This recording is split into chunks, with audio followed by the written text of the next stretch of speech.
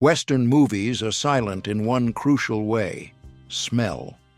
The reality was a constant assault on the nose, from sweat to manure, from rotten whiskey to decomposing bodies. If you want to understand what that world really smelled like, subscribe, because this is the side of the West that no screen can capture. Number 1. Bodies that went weeks without a bath. Imagine climbing into a packed stagecoach in the middle of an Arizona summer in 1870.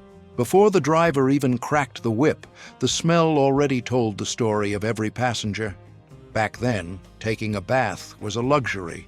Water had to be carried bucket by bucket, heated on a wood-burning stove, and entire families used the same bathtub, one after another. The father went first, and the baby went last, when the water was already dark. A cowboy would spend weeks on the trail, sleeping in the same wool shirt stuck to his body under the sun and dust. When he got to town, the barber charged a few cents for a hot bath, and there was a line. In the saloons, the air was a mix of sweat, tobacco, and whiskey, and no one complained. Wealthier people covered it up with perfume and cologne, but everyone else simply got used to it. Their noses adapted so much that they stopped noticing the smell. Doctors at the time even believed that a layer of dirt protected the skin from disease. And no one thought it was strange. The strong smell was part of life, just like the mud on their boots and the smoke in the air. Number 2. Rotten teeth and breath that smelled like tobacco and whiskey. Imagine getting close to someone in the Old West and smelling their breath before they even said a word.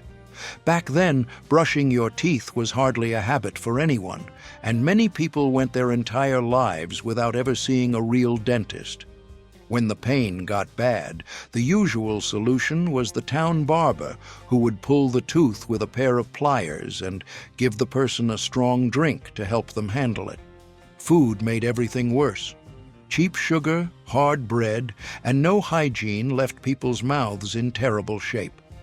Add chewing tobacco, which many people kept tucked in their cheek all day, and rot gut, that cheap whiskey that burned on the way down, and the result was a strong smell that hung over every conversation and would not go away. Getting close to someone became a test of courage. Smiling showed more gaps than teeth, and having a full set of teeth was almost something only rich people had. The strangest part was that hardly anyone thought it was unusual, because everyone smelled more or less the same. It was simply the world they lived in. Number 3. Wool clothing that hardly ever saw water. Stop and think about it for a second. An average person had 2, maybe 3 changes of clothes for their entire life, and almost everything was made of thick, heavy wool, the kind that scratches your skin. Now here's the part no one talks about. Washing it was a nightmare. There were no washing machines and no hot water from a faucet. Everything had to be scrubbed by hand in a tub of cold water, taking up an entire day of work. The result? No one washed it. The wool held on to everything: the sweat from working in the fields, the smoke from the fireplace, the grease from food, and the smell of the person's own body. Over time, it almost became a second skin, carrying years of life in it. And in the winter, things got even worse. It was so cold that people barely took their clothes off, day or night, for weeks at a time. They slept in their clothes, worked in their clothes, and lived in the same fabric until it started to tear. Today, we change shirts twice on a hot day and complain. Back then, you wore the same piece of clothing until it practically fell apart on your body. That was how people lived, and no one thought it was strange. Number 4. Streets covered in horse manure and urine. At the end of the 19th century, before cars, the entire city got around by horse. In New York City alone, there were more than 100,000 animals pulling streetcars, wagons, and carriages all day long. Each horse left behind more than 20 pounds of manure a day, not counting the urine. Do the math. Thousands of tons piled up in the streets every week, and there were barely enough people to clean it up. In the summer, The sun baked it, and the smell took over everything. It came in through the windows and clung to people's clothes. When it rained, the manure turned into thick sludge that ran through the gutters and stained the bottoms of people's pants as they walked by. Flies came in swarms, landed on food at the markets, and carried disease from house to house. And there was something even worse. When a horse dropped dead in the middle of the street, no one removed it right away. The animal would lie there for days, rotting in the sun until it was light enough to drag away. There were people hired just to do that, but there were too few of them for the size of the problem. And people lived with all of it as if it were normal, because there simply was no other way to go about life back then. Number 5. Backyard outhouses and nighttime chamber pots. Imagine waking up in the middle of the night needing to use the bathroom. No flushing toilet, no running water. What they had was a hole dug at the back of the yard, away from the house because of the smell. And when it was too cold to go outside, they used a porcelain chamber pot kept right under the bed. In the morning, someone in the house had to empty it. And here's the part hardly anyone talks about. Many people simply dumped the contents into the street or a nearby ditch. And that same ditch often ran right next to the well where the family got the water they drank every day. Think about that for a second. Sewage and drinking water sharing the same ground. No one had connected the dots yet and realized that this was exactly how diseases like cholera swept through entire cities, taking people from house to house. And the smell? It was part of everyday life. People grew up around it and eventually stopped noticing it. It was just another detail of life back then, so common that no one stopped to think about the danger waiting right outside the door. Number 6. The smell no one could cover up. Before refrigeration came along, bad smells were part of everyday life in American cities. Horses dropped dead in the middle of the street and stayed there for days because there was no way to remove them all at once. On farms, cattle carcasses rotted out in the open until someone found the time to bury them. And it did not stop there. With no ice or cold storage, people's bodies had to wait too. Back then, ice came in blocks, cut from frozen lakes in the winter and stored under sawdust. The undertaker embalmed the body wherever possible, often in the front room of the family's home. In fact, that was where the name funeral parlor came from. The air was a mix of decomposition, formaldehyde, and other strong chemicals. That was why families filled the room with flowers, trying to cover up what no one wanted to smell. In the summer, when the heat set in, the smell did not stay trapped in one room. It took over the entire street and came in through the neighbors' windows. People lived with it the same way we live with traffic noise today. It was part of life, and there was no escaping it. Number 7. Tanneries and slaughterhouses poisoned the air. Anyone who never lived near a cattle town in the 19th century has no idea what people there breathed in every single day. In places like Chicago, in the neighborhood that became known as Packing Town, the slaughterhouses ran non-stop, day and night. The air carried the smell of blood, guts, and meat rotting in the sun. Right next to them were the tanneries, where animal hides were turned into leather, and that made things even worse. To soften the leather, workers soaked the hides in vats filled with urine, lime, and manure, where they sat for days. The stench was so strong that it spread across the entire city whenever the wind blew in the wrong direction. Residents shut their windows, but it did not help much. The smell clung to their clothes, furniture, and hair, and much of the waste ran straight into the rivers and streets where children played. No one complained too loudly, though. That awful smell was the smell of money. Cattle kept the city going, provided jobs, and filled people's pockets, and everyone ended up paying the price every time they took a breath. Number 8. The smoke that never went away and the floor covered in spit. Imagine walking into a saloon in the late 1800s. Before you could see anything, you could already feel it on your face. The air was thick, gray, and filled with non-stop cigar and pipe smoke. Men smoked from sunrise until the last round of the night, and that smoke had nowhere to go. It stayed trapped inside, hanging near the ceiling and getting into people's eyes, clothes, and hair. And then there was chewing tobacco. Men chewed it and spit wherever they could. Metal spittoons were scattered around the saloon, but hardly anyone hit them properly. The rest ended up on the floor, drying along with the dust from their boots and the mud tracked in from the street. Over time, it stuck to everything. The walls developed a yellowish layer of nicotine. The curtains held on to the sour smell of old tobacco mixed with mildew. Opening a window did no good because the smell had already soaked into the wood.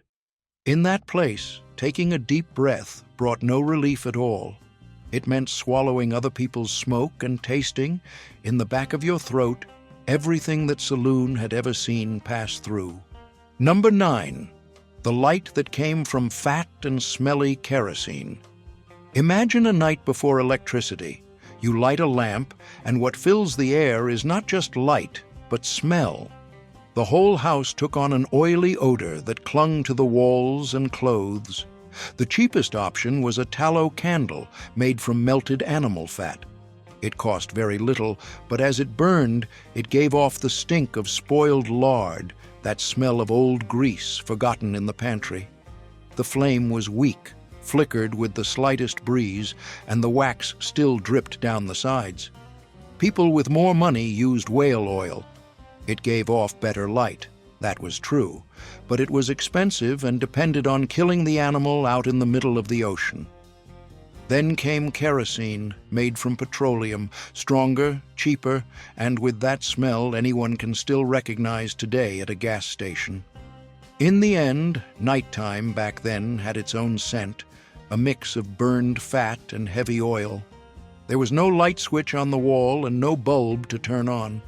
To see after the sun went down, every family lit that mixture and paid the price with their own nose. Number 10. Brothels drenched in cheap perfume. If you walked into a 19th century brothel, the first thing that hit you was not even what you might imagine. It was the smell, strong and overly sweet, the kind that clung to your clothes and stayed there for hours after you left. And there was a reason for it. Back then, bathing was a luxury, and hot water was almost non-existent. A lot of people lived packed together in those places, working all day without real soap or a doctor nearby. Sweat, dirt, and disease shared the same walls. To try to cover all of that up, the owners sprayed perfume everywhere. But it was not good perfume. It was cheap fragrance, the kind that burned your nose. They poured it on without holding back, thinking the stronger it was, the better. The result was a sickening smell, a strange mix of the cheap fragrance and the very things it was supposed to hide. In the end, it did not cover up anything. It only made things worse. And here is the curious part. Over time, that excess became a trademark. Anyone walking down the street who caught that overpowering smell already knew what was inside. The perfume, which was supposed to fool the nose, ended up giving the place away. Number 11. Leather, horses, and wet wool. Think about this. You ride all day under the sun, the saddle creaking beneath you, and then a heavy afternoon rain starts pouring down. In the Old West, this was the smell that defined a man. A cowboy lived surrounded by leather. Saddle, harness, boots, holster, all made from tanned animal hide. When dry, leather had a subtle smell. Soaked with rain or sweat, it gave off a heavy, musky odor that went straight up your nose. Add the horse to that. A sweaty horse gives off a strong, sour smell, and the man spent hours pressed against the animal's back, day after day, mile after mile. The wool coat absorbed all of it, and when it got soaked, it smelled like a wet goat. There was no shower on the trail and no clean change of clothes waiting. By the end of the day, that mixture became a second uniform. There was no way to wash it and no way to escape it. and no one thought it was strange because everyone smelled the same. A man in a suit in the city might turn up his nose, but out there on the frontier, it was just part of everyday life. Back then, the smell of leather, sweat, and wet horse was not a lack of hygiene. It was the mark of someone who truly worked in the American West. Number 12. Food fried in lard and reheated coffee. Imagine waking up at a camp in the middle of nowhere, starving, and the only thing over the fire is grease. In the Old West, almost everything revolved around it. Bacon, pork lard, and animal fat were the foundation of whatever went into the pan. Without refrigeration, fat became the easiest way to preserve meat and add flavor. A settler would wake up, throw a piece of salt pork into a cast-iron skillet, and use that same grease to fry bread, potatoes, and whatever else was on hand. Coffee was another story. Water boiled in an old tin can over the campfire with the grounds tossed straight in. When it ran out, no one threw them away. They added more water and boiled it again, sometimes for days in a row. What came out was a dark, strong, bitter liquid that could wake anyone up and turn their stomach. The smell of melted lard and wood smoke clung to clothes, hair, and the cabin walls. For many people, it was the smell of home and a hot meal after a hard day. For others, it made their stomach turn. But in that tough life, riding horseback or driving cattle for weeks, no one had the luxury of choosing what to eat. Number 13. Smelters poisoned the air. In mining towns like Butte, Montana, copper and silver smelters ran day and night. They released thick smoke filled with sulfur and arsenic. It smelled like rotten eggs and hung in the air. Some days the smoke was so thick that the streetlights stayed on at noon, and people walking outside could barely see across the sidewalk. And it did not stop there. The smoke was so strong that it killed the trees on the surrounding hills. The ground became dry and bare, almost like a desert. Cattle grazing nearby got sick and died. Farmers lost entire herds and took the copper companies to court. Meanwhile, residents breathed it in every single day. Many coughed nonstop, felt pain in their chests, and got sick at a young age. No one talked about pollution back then. Work was work, and copper paid the bills at the end of the month. But the price was high. The city made money, and the people paid with their own health, swallowing poison along with the smoke day after day.